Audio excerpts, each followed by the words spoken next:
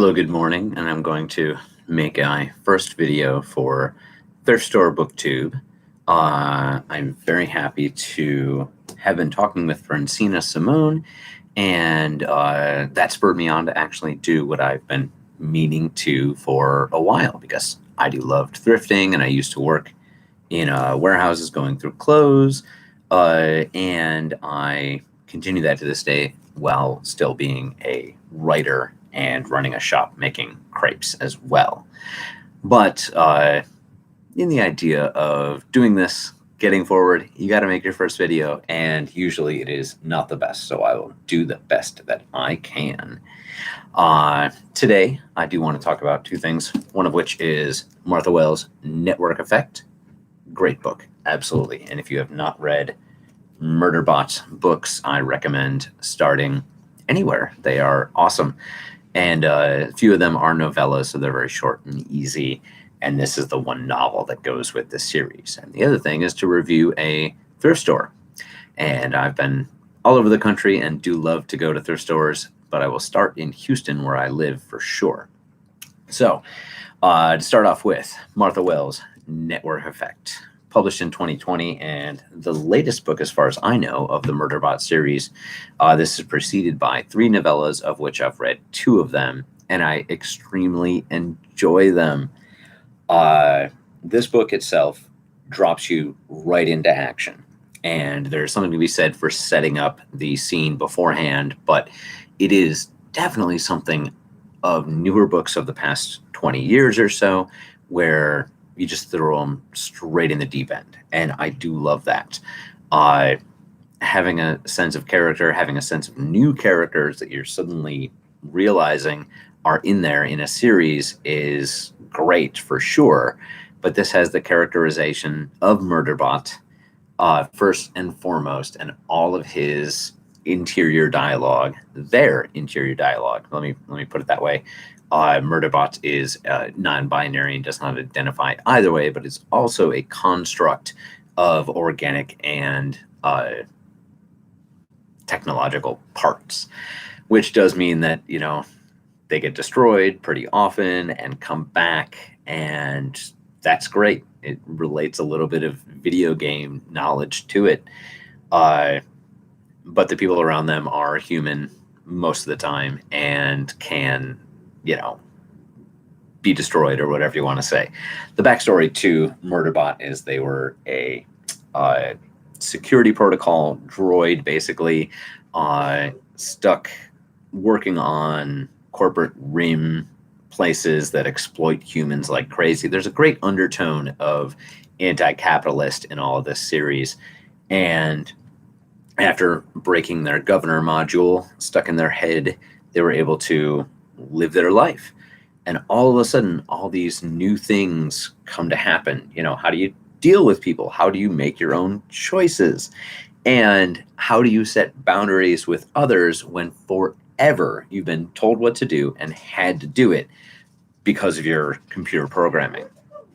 It is absolutely endearing to read Murderbot, and any of their books are super awesome because you just feel like, yes, I identify with, you know, I don't know how to react to this situation, or I don't know how to react with my emotions, or I don't want someone, you know, in a few cases, touching me. But I watched a Texas A&M video a few months ago where they were giving an award to Martha Wells, who went to Texas A&M, and she was terribly sweet in the video, just holding a pillow against her face and staying as far away from the camera as possible. And I absolutely identify with that need to, when people are being nice to me, just step away, you know, like, no, thank you. I'll just be quiet over here. I appreciate it. I do, but not in front of the other humans. This is a bit long as far as Murderbot goes. The other ones are pretty short, and in that, the compactness of the description is not here in Network Effect nearly as much. There are long passages of description, which is a throwback to Asimov, Le Guin, and science fiction books of the past that really dwelled on the technology or the description. And while I'm able to glean some things off of here about this is great how this characterization is, it does make it drag a bit. Gave it 5 stars on Goodreads for sure, because this is amazing. And I love the thoughts of identity and like, what can you do to have friends when you don't quite feel like you know how to interact with others? And then on top of that, yourself, and who is yourself, separate from you, and what is this face that you present to others? There are many things in this that I identify with terribly strongly, and I totally love network effect, despite any little detractions that I might throw in there. Got this at the Houston Library, the Heights branch, absolutely. And in that, let me start with the thrift store that I love so much, which is the Goodwill at the corner of Yale and 20th. And it is in a fancy neighborhood, the Houston Heights. It is good in some respects for that, and bad in others. But I will go there and pick records. I will go there and pick books, my funky mugs and stuff like that, and occasionally electronic equipment. But mostly that's for projects, and sometimes they work, sometimes they don't. Thrift store, the electronics, you know how it goes. But the books, it's terribly interesting because they have a not terribly large section, but it is, highly rotated. So every week you'll come by and there'll be brand new stuff, which is good. Check for the color of the week, because any of those are going to be, I think, between 25 and 75% off, depending on the day of the week. And I have found things there because it's a fancy neighborhood. And so people buy stuff, spend money conspicuously, and that Marie Kondo stuff where they get rid of their things. I think it was Lindsay Ellis's book, Axiom's End, that I found 2 months after it came out.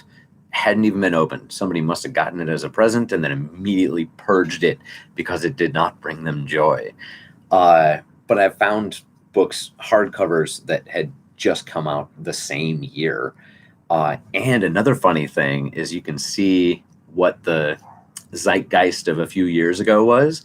So sometimes I'll go in there and there'll be like 4 copies of The Road, just, Cormac McCarthy, like in different places. So somebody had, people had donated them all at the same time. And other times I'll go in there and there'll be like 6 copies of Eat, Pray, Love in different places. So not so good for old picking, for looking for vintage thing, for first editions, but very good for, reading books to read, which is what I look for. Thank you so much, guys, and super happy to start off with one video that is not terribly long and to tell you about Martha Wells. So if you have a chance to check out Network Effect, totally recommend that. And any of the murder book series are super great. Available at the Houston Library, also at most bookstores wandering around the country. Thank you.